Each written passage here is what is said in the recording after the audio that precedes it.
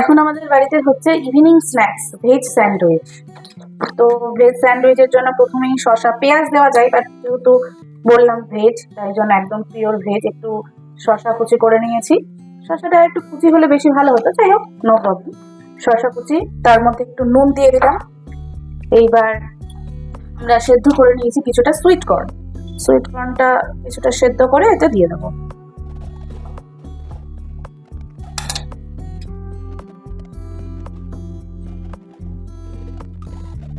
এবার যেটা দেবো সেটা হলো গোলমরিচের গুঁড়ো।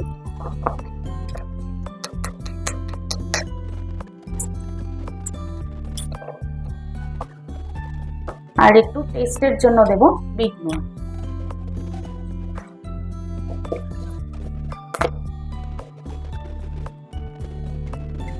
একটু বিট নুন। এবার এগুলোকে একটু হালকা করে মিক্স করে এর মধ্যে এবার দেব হচ্ছে মেয়োনিজ। একদম যাকে বলে চটজলদি ইভিনিং স্ন্যাক্স, স্ন্যাক্স বলবো না, যাই হোক টিফিন। এবার এর মধ্যে অ্যাড করব বেশ কিছুটা পরিমাণে মেয়োনিজ। এটাতে তোমরা চাইলে একটু গাজর গ্রেট করে তোমরা গাজর দিতে পারো।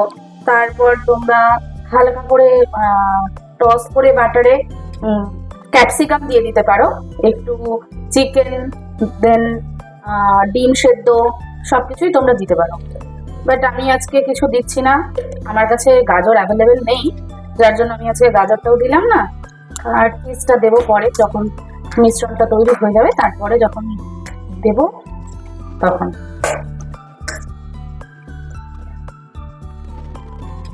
আমার মনে হলো সুইট কর্নটা একটু কম কম লাগছে, যার জন্য আর একটু আমি অ্যাড করে দিলাম।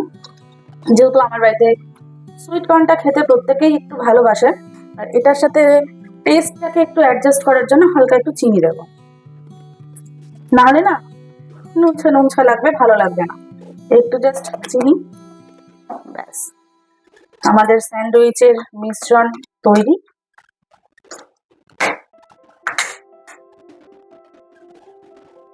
প্রথমে তাওয়াতে একটু বাটার দিয়ে দিলাম,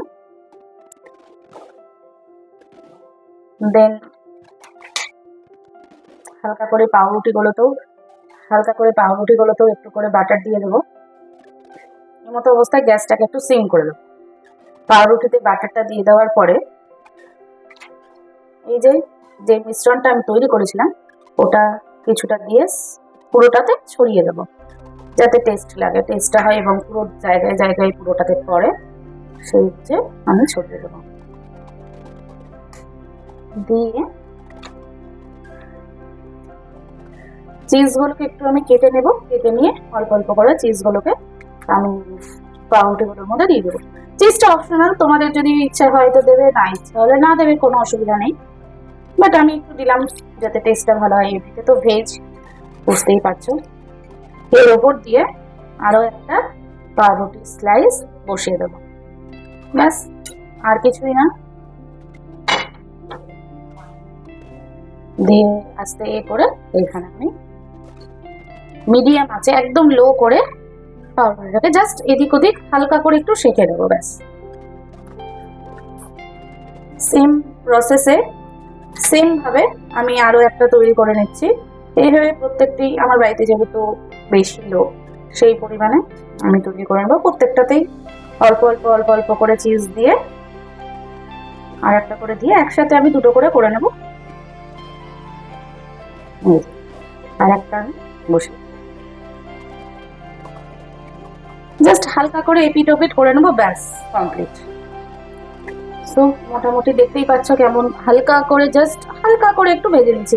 এটা চাইলে অনেকে কেউ কাঁচাও খেতে পারে, নো প্রবলেম, বাট আমি একটু শেখে নিই যাতে একটু টেস্টার লাগে, আর কিছু। নেক্সট আমি আরো একটা দিয়ে দিলাম। তো এটা হচ্ছে আমাদের ফুল অ্যান্ড ফাইনাল লুক।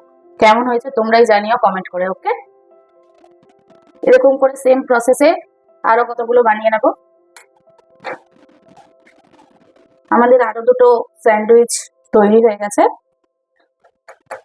যে এইভাবে একটু 3 কোনা করে কেটে দিচ্ছি স্টাইল করার জন্য আর কি, আর কিছুই না। তো কেমন হয়েছে তোমরা একটু জানিও। দেখা হচ্ছে নেক্সট ভিডিওতে। Tata, bye bye. ভালো লাগলে অবশ্যই শেয়ার এবং ফলো করতে কিন্তু ভুলো না। Tata, bye bye.